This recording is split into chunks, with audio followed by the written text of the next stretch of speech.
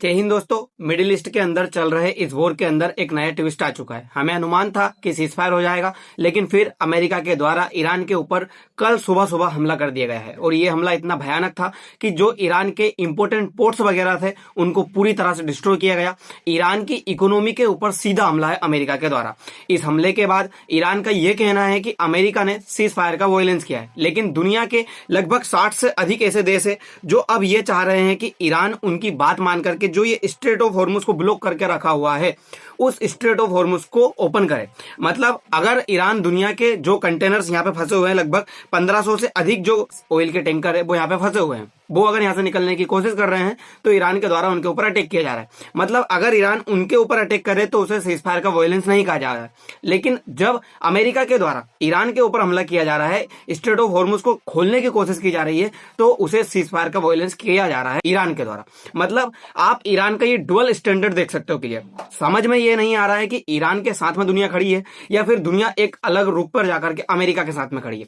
अब पहले हमें ये लगने लगा था कि हो सकता है ईरान के साथ में जातियां हुई है, मतलब ईरान के ऊपर अमेरिका के द्वारा काफी ज्यादा प्रतिबंधित लगाए गए, अमेरिका ने ईरान के सुप्रीम को मार दिया, ईरान ने अपने सुप्रीम खो दिए। लेकिन अब कहीं ना कहीं ऐसा लग रहा है कि ईरान इतना सेल्फिश हो चुका है कि उसके द्वारा दुनिया के जितने भी कंट्रीज है उनको पूरी तरह से रोक दिया जा रहा है। मतलब दुनिया के वो कंट्रीज, मान लीजिए आज हमारा इंडिया है, इंडिया ने क्या किया?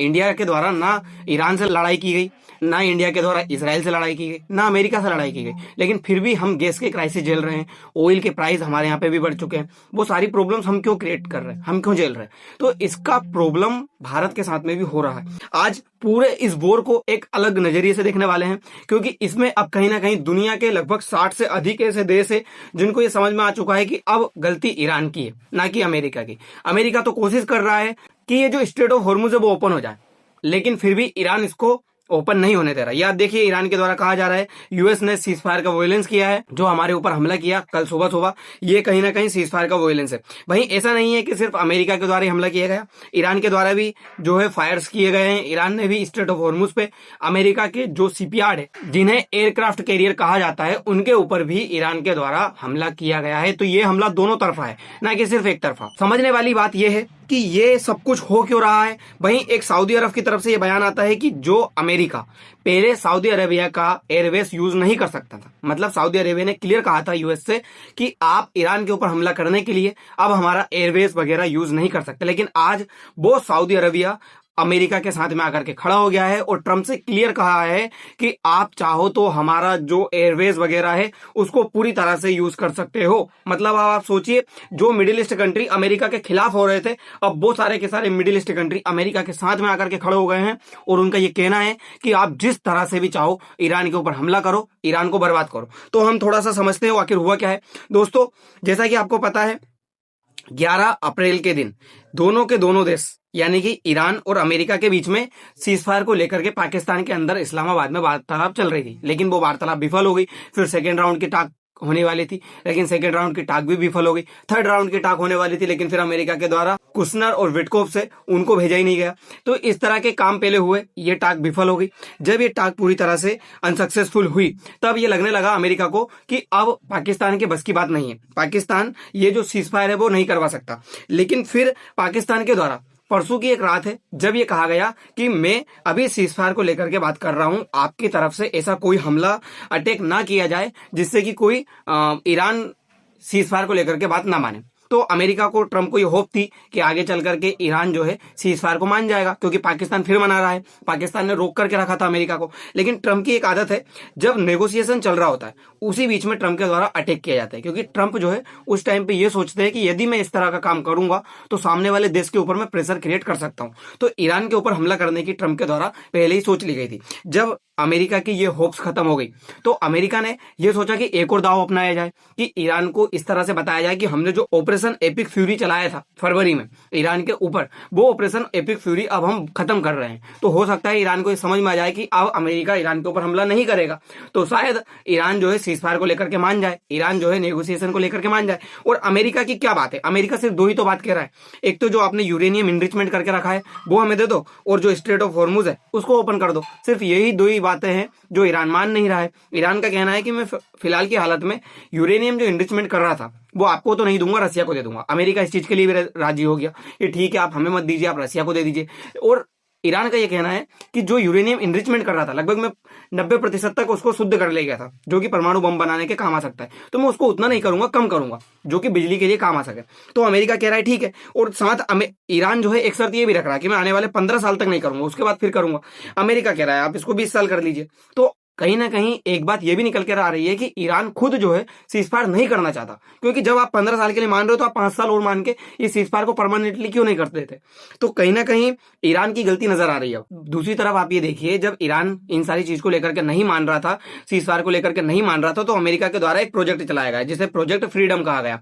इस प्रोजेक्ट फ्रीडम के तहत हुआ क्या, अमेरिका ने कहा कि मेरे जो जहाज यहाँ पे खड़े हुए हैं, जैसे कि यूएसएस गेराल्ड आर्टफोर्ड, अब्राहम लिंकन, उन शिप को मैं यहाँ से लेकर के जाऊंगा और यहाँ पे अंदर फंसे हुए लगभग 1500 से अधिक जो शिप है, जो ऑयल टैंकर है, मैं उनको इस रास्ते से निकालूंगा। तो जिसको भी अपना शिप निकालना है वो मेरे पीछे पीछे चले, मैं अपने जहाज आगे लेकर के चलूंगा और वो मेरे पीछे पीछे इस जहाज को यहाँ से निकलवा सकता है। लेकिन फिर दुनिया के जितने भी कंट्रीज थे वो इस चीज से राजी नहीं हुए, क्योंकि ये सऊदी अरेबिया और ये सारे के सारे कंट्री ने कहा कि सर अगर आप इस तरह का प्रोजेक्ट चलाओगे तो ईरान और खफा होगा और ईरान हमारे ऊपर हमला करेगा, तो हम आपको हमारे एयरवेज वगैरह है उसका यूज करने नहीं देंगे। और वहीं दूसरी तरफ पाकिस्तान ने यह कह दिया था कि अभी आप इस तरह का काम मत करिए, ईरान को और उकसाइए मत, क्योंकि मैं ईरान को मना रहा हूं, ईरान हो सकता है मान जाएगा और सीजफायर को लेकर के बात कर लेगा। तो ट्रंप इस चीज के लिए राजी हुए। ट्रंप ने कहा ठीक है, तो फिर जो ऑपरेशन फ्रीडम में चला रहा था प्रोजेक्ट फ्रीडम, उसको मैं अभी फिलहाल की हालत में पोज कर देता हूं। इसीलिए आपने देखा होगा ट्रंप के द्वारा जो प्रोजेक्ट फ्रीडम है उसको पोस्ट कर दिया गया कुछ टाइम के लिए,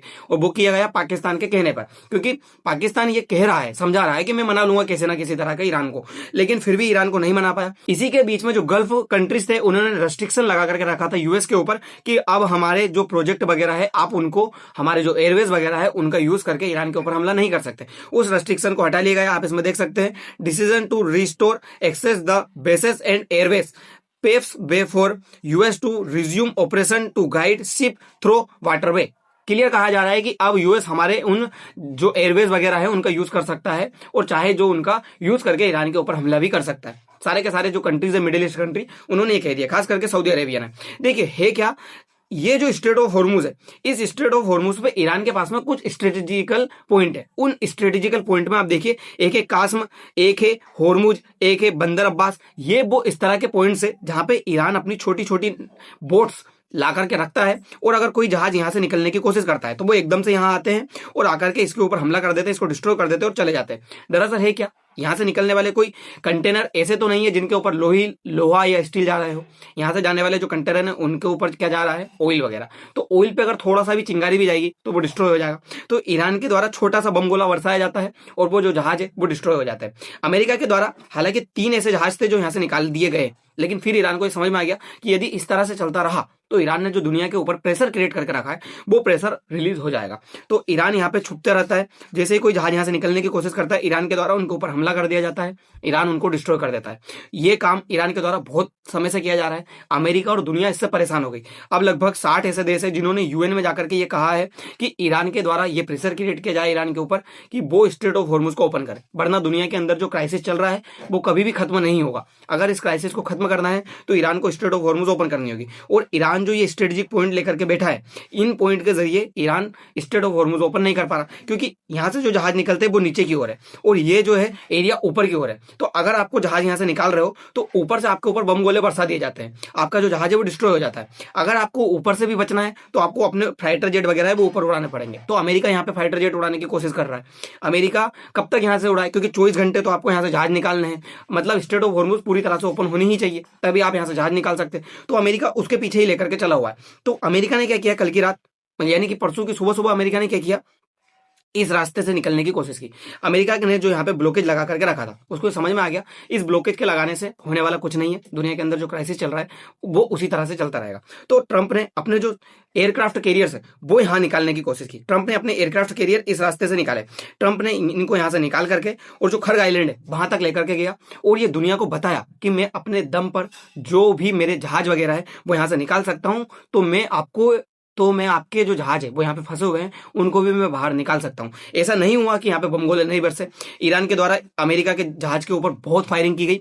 इसी तरह से अमेरिका के द्वारा भी ईरान के जहाज के ऊपर फायरिंग की गई। दोनों तरफ से बम गोले बरसाए गए, दोनों तरफ से एक दूसरे के ऊपर हमला किया गया। उसके बाद में जाकर के ही जो अमेरिका है वो ईरान को डिस्ट्रॉय कर पाया, ईरान को काफी ज्यादा नुकसान कर पाया। जो ये कास्म आइलैंड दिख रहा है, ये पोर्ट दिख रहा है, यहाँ पे जो दूसरा ये पोर्ट आपको दिख रहा है बंदर अब्बास, ये पूरे के पूरे पोर्ट को डिस्ट्रॉय किया गया अमेरिका के द्वारा। और अमेरिका ने दुनिया को फिर से अपनी जो पावरफुल स्थिति है वो स्थापित कर दी है। उसने क्लियर बता दिया है कि अमेरिका आज भी पावरफुल है, अपने दम पे जब अमेरिका चाहे यहां से निकल सकता है। ये आप देख सकते हो, CENTCOM protect US warship transit straight of Hormuz, straight of Hormuz को पूरी तरह से पार कर लिया गया अमेरिका के द्वारा। तो ये चीज कहीं ना कहीं अमेरिका के लिए बहुत बड़ी है। अमेरिका ने फिर से ये बता दिया कि अमेरिका दुनिया के अंदर सुपर पावर कंट्री है और वो जब चाहे, जहां से चाहे, जिस रास्ते से चाहे निकल सकता है। कोई भी कंट्री उसको रोक नहीं सकता। पूरी रात बम गोले बरसे, ये देखिए आप किस तरह से जो एयर स्ट्राइक है, हमले हैं, बम है, किस तरह से बरसाए गए एक दूसरे के ऊपर। ये पूरा पूरा आप नजारा देख सकते हो। लेकिन फिर भी अमेरिका यहां से निकल चुका है।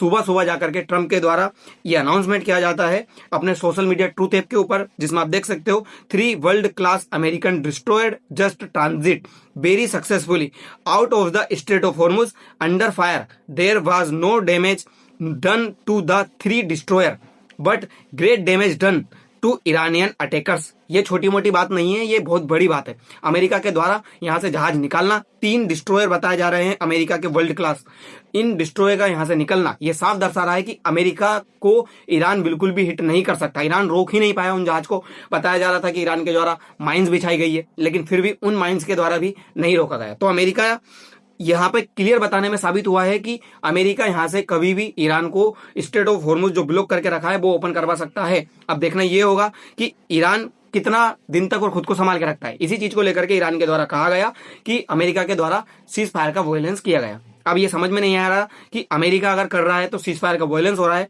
वहीं अगर कोई जहाज निकल रहे हैं उसके ऊपर ईरान हमला कर रहा है तो वो सीज फायर का वॉयलेंस नहीं हो रहा है। ईरान का ये डुअल स्टैंडर्ड किस तरह का है, आप इस सारी चीज को किस नजरिए से देखते हो जरूर बताइएगा। दोस्तों फिलहाल के लिए इतना ही, मिलते हैं अगली वीडियो में। धन्यवाद।